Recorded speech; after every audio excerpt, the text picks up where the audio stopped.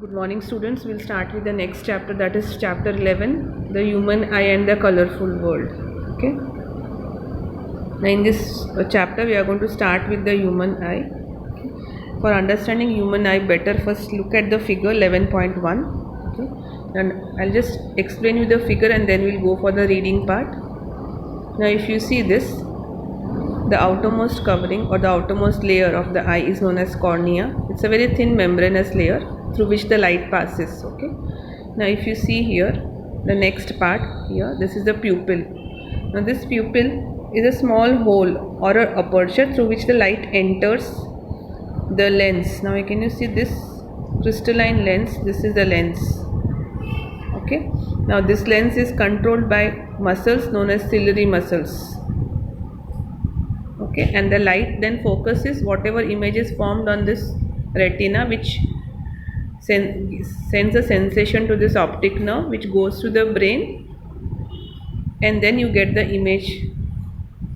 Okay, whatever you are seeing. Okay, so this is what is the internal diagram of human eye. Now let us see what is the explanatory part. The human eye is like a camera. Its lens forms an image on the light sensitive screen called as retina. So this retina is light sensitive screen. The light enters through a thin membrane called as cornea. This is the cornea. Okay. Then you have a eyeball, which is about 2.3 centimeter in diameter. That this is the eyeball. Okay. Now most of the light rays entering the eye, okay, they occurs at the outer surface of the cornea here. And then you have a crystalline lens which has got fine adjustment of focal length required for the focus of the object on retina. So the light falling on this lens, whatever objects, they are focused on this retina via the adjustment of this lens. The focal length of this lens is adjustable. Okay. We'll see this further, how it is adjustable. Okay. Now next you have got iris. Iris is a dark muscular diaphragm that controls the size of the pupil. Now if you see this pupil, this is the hole. Now near this pupil you have got a labeling called as iris, this part. Okay. Now this iris controls the aperture of this pupil. The pupil is the hole. So this hole can be made big and small by this iris. Okay, so the pupil regulates the control of amount of light which has to enter this lens.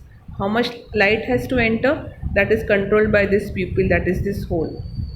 How much light has to fall on this lens. Okay, turn the page. The lens forms an inverted real image on the retina. Okay, now retina is a delicate membrane. It has got light sensitive cells.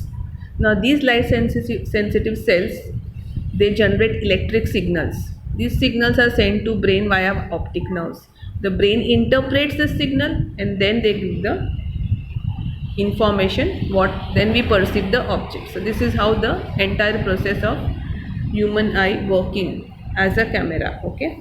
Now here, do you know there's some extra information that whenever there is a damage or a malfunction of any of this visual system, okay, it can lead to significant loss in visual function. Any of this structure, cornea, pupil, eye lens, anything. Okay. So the next part is that the pupil, okay, which controls the light. Okay. That is controlled by iris. Now if you have a bright light, okay, entering the room, then what happens? This pupil size decreases, the aperture decreases. If the light is very bright, the iris contracts and it allows less light to fall on the lens. If the light is dim, then the iris expands. It makes the pupil allow more light to fall on the lens. So this iris contracts and relaxes according to the light, how much brightness of the light is falling on the lens. Okay. Now next is power of accommodation. Now let us see what is power of accommodation. Now the fibrous jelly-like material that is known as ciliary muscles, that is this eye lens, is controlled by this ciliary muscles. I'll just turn the page again and I'll just see, this is the lens.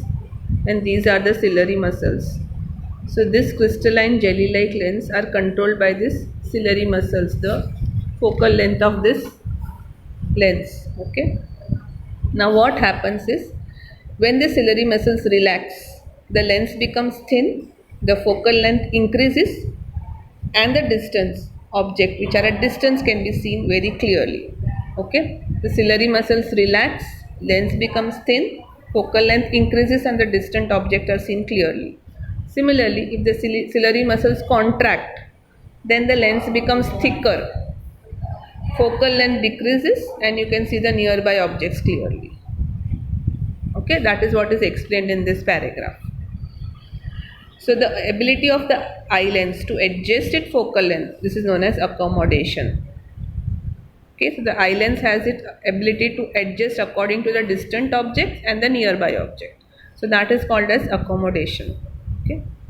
Now the minimum distance at which the objects can be seen clearly without any strain is called the least distance of the distinct vision. Okay, that is for an young adult 25 centimeter. So without straining your eye, 25 centimeter is the least distance of distinct vision.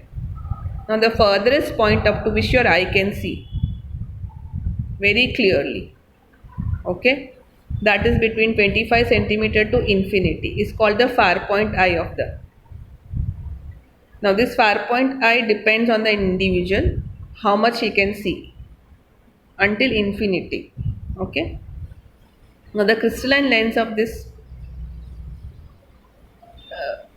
eye, that is, it is clear and crystalline, that's why we can see the image